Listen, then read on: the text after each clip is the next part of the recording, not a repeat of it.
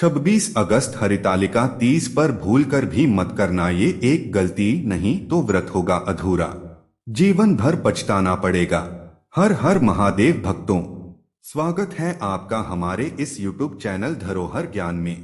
बहनों और माताओं, अगर आप भी हरितालिका तीज व्रत रखने वाली है तो वीडियो आप पूरा जरूर देखें, क्योंकि आज मैं आपको एक ऐसी सच्चाई बताने जा रहा हूं जिसे सुनकर आपका दिल कांप उठेगा। क्योंकि अगर आपने 26 अगस्त 2025 को आने वाली हरितालिका तीज पर जरा सी भी गलती कर दी तो समझ लीजिए आपकी पूरी तपस्या अधूरी रह जाएगी। आपको वो फल कभी नहीं मिलेंगे जिसके लिए आप ये व्रत रख रही हैं। और एक अधूरा व्रत केवल व्यर्थ ही नहीं जाता, बल्कि इसके दुष्परिणाम भी झेलने पड़ते हैं। हरितालिका तीज का व्रत कोई साधारण उपवास नहीं है। यह व्रत स्त्रियों के लिए अखंड सुहाग, पति की लंबी उम्र और घर परिवार की समृद्धि का व्रत माना गया है।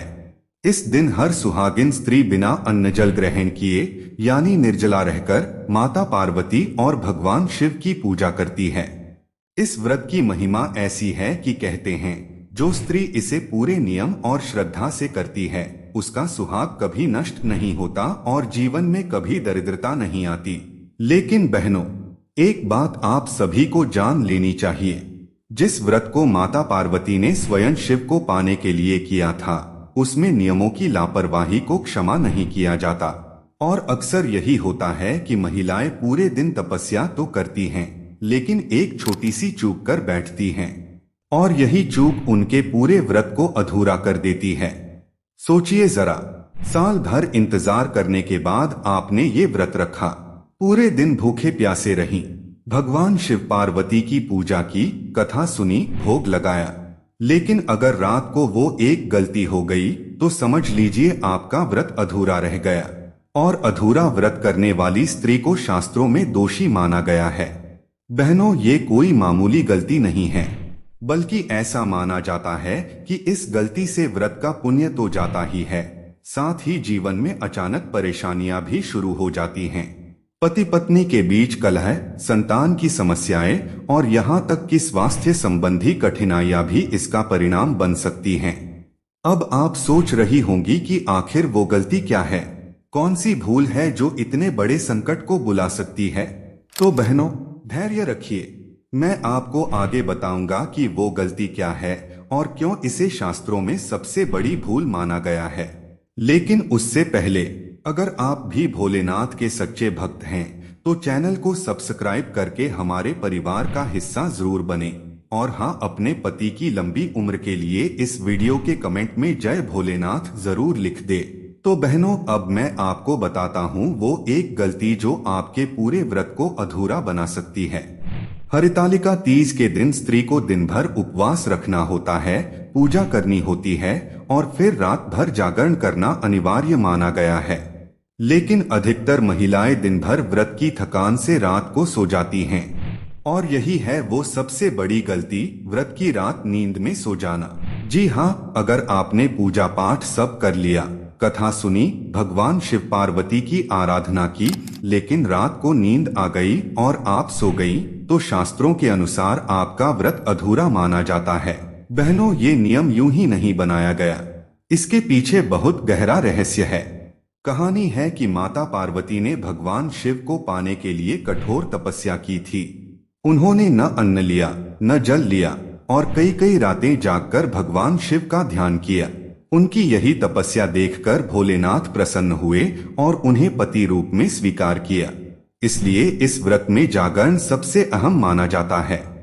लेकिन आजकल की भागदौड़ भरी जिंदगी में कई बार महिलाएं थक जाती हैं, पूजा तो कर लेती हैं, लेकिन रात भर जागना मुश्किल लगता है और यही लापरवाही पूरे व्रत को अधूरा कर देती है।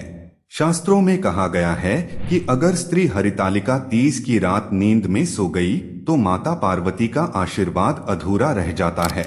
व्रत अधूरा रहने का मतलब है कि जो मनोकामना आप इस व्रत से पूरी करना चाहती थीं, चाहे वो पति की लंबी उम्र हो, संतान का सुख हो या घर परिवार की खुशहाली हो, वो अधूरी रह सकती है। इतना ही नहीं, कई परंपराओं में यह भी माना जाता है कि अधूरा व्रत न केवल निष्फल होता है बल्कि उसका दुष्परिणाम भी मिलता है। स्त्री के जीवन में अचानक कलह, मानसिक तनाव, आर्थिक संकट या पति के स्वास्थ्य में गिरावट आ सकती है। बहनों, सोचकर ही डर लगता है ना। साल भर इंतजार करने के बाद आपने जो कठोर तपस्या की वो सिर्फ एक छोटी सी नींद की वजह से व्यर्थ चली जाए। कितना दुखद है। इसलिए शास्त्रों ने जागरण को हरितालिका तीज व्रत का सबसे अहम हिस्सा बताया है। बहनों, आपने जान लिया कि हरितालिका तीज के दिन सबसे बड़ी गलती है पूजा करके रात को नींद में सो जाना।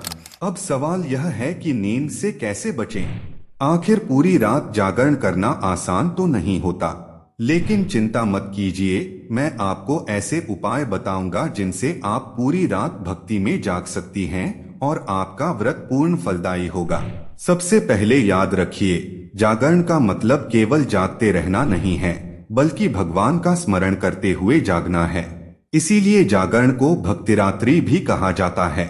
रात भर माता पार्वती और भगवान शिव के भजन गाइए। अगर आप अकेली हैं तो धीमे स्वर में भजन सुनिए और साथ साथ गुनगुनाइए। संगीत के साथ भक्ति करने से मन भी लगा रहेगा और नींद भी नहीं आएगी। अगर आपको भजन गाना मुश्किल लगे तो मन ही मन महामृत्युंजय मंत्र या शिव पंचाक्षरी मंत्र नमः शिवाय का जाप करते रहिए। कहते हैं कि इस दिन रात भर किया गया मंत्र जाप आपके जीवन से संकटों को दूर करता है और हर मनोकामना पूरी करता है। शास्त्रों में कहा गया है कि हरितालिका तीज की रात दीपक बुझना अशुभ होता है, इसलिए रात भर घी का दीपक जलाएं और उसकी लौ देखते हुए भगवान शिव पार्वती का ध्यान करें। ज्योति पर ध्यान टिकाने से नींद नहीं आएगी और मन भी भक्ति में डूबा रहेगा। अगर आप अकेली जागेंगी तो नींद जल्दी आएगी, इसलिए कोशिश करें कि घर की दूसरी महिलाएं या आपकी सहेलियां भी साथ में जागरण करें। सामूहिक पूजा और कथा सुनने से समय बहुत जल्दी बीत जाएगा और नींद का पता ही नहीं चलेगा। अपने दिल में यह संकल्प कर लें कि आज की रात मैं भगवान शिव और माता पार्वती से अपनी यह विशेष प्रार्थना पूरी करवाऊंगी। जब आप किसी खास इच्छा को लेकर मंत्र जाप करेंगे तो आपके भीतर से ऊर्जा स्वतः जाग जाएगी और नींद दूर हो जाएगी। बहनों, जागरण केवल एक परंपरा नहीं है, बल्कि यह भक्ति की परीक्षा है। जब माता पार्वती ने अपने तप से भगवान शिव को पाया था तो उन्होंने कई कई रातें जागकर ध्यान लगाया था। उसी तपस्या की स्मृति में हर सुहागिन स्त्री को भी यह एक रात जागना अनिवार्य है। इसलिए याद रखिए, अगर आप पूरे दिन का उपवास करके रात को सो गई तो आपके व्रत का पूरा फल नहीं मिलेगा, लेकिन अगर आपने नींद पर विजय पा ली तो मान लीजिए भगवान शिव पार्वती का आशीर्वाद आपको जरूर मिलेगा। बहनों, अब आप समझ गई होंगी कि 26 अगस्त को आने वाली हरितालिका तीज सिर्फ एक त्योहार नहीं है, यह वो दिन है जब माता पार्वती की तरह हम भी अपने सुहाग और दाम्पत्य जीवन की रक्षा के लिए कठोर तपस्या करती हैं। दिन भर भूखे प्यासे रहना, पूजा पाठ करना तो आसान है, लेकिन इस व्रत की असली परीक्षा होती है पूरी रात जागरण करना।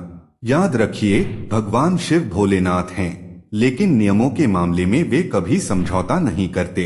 अगर आप पूरी श्रद्धा से व्रत करती हैं, लेकिन रात को नींद में सो जाती हैं, तो यह व्रत अधूरा रह जाता है। और अधूरे व्रत का अर्थ है कि आपको वो फल नहीं मिलेगा जिसकी आपने कामना की थी। इतना ही नहीं, शास्त्रों में यह भी कहा गया है कि अधूरा व्रत कभी कभी विपरीत परिणाम भी देता है। ऐसी स्त्रियों के जीवन में अचानक परेशानियां आ सकती हैं, पति पत्नी के बीच अनबन, आर्थिक संकट, स्वास्थ्य की दिक्कतें और मानसिक तनाव। यही कारण है कि पुरानी पीढ़ी की महिलाएं इस व्रत को पूरी निष्ठा से करती थीं और पूरी रात जागकर भक्ति करती थीं। लेकिन डरने की जरूरत नहीं है, क्योंकि समाधान भी उतना ही सरल है। अगर आप सच्चे मन से भक्ति करें, जागरण में भजन गाएं, मंत्र जाप करें, दीपक जलाकर ध्यान करें और माता पार्वती से प्रार्थना करें, तो आपका व्रत पूर्ण माना जाएगा। सोचिए, एक ही रात जागकर आप भगवान शिव और माता पार्वती का आशीर्वाद पा सकती हैं। एक ही रात का त्याग आपके पति की लंबी उम्र, घर की खुशहाली और जीवन भर के अखंड सुहाग की गारंटी बन सकता है। क्या ये बलिदान छोटा है? बिल्कुल नहीं। इसलिए मेरी बहनों, इस बार हरितालिका तीज पर उस एक गलती को भूल कर भी मत करना। चाहे कुछ भी हो जाए, पूजा करने के बाद रात को सोना नहीं है। अगर नींद आए तो भगवान का नाम लें, भजन करें, दीपक की लौ में शिव का स्वरूप देखें। और याद रखिए, यह एक रात आपकी जिंदगी को बदल सकती है। अंत में मैं आपसे यही कहूंगा, अगर आप भी माता पार्वती की तरह अपने पति की लंबी आयु और अखंड सौभाग्य की कामना करती हैं, तो इस वीडियो को पूरे मन से देखें और अंत में कमेंट में लिखें, जय माता पार्वती, जय शिव शंकर।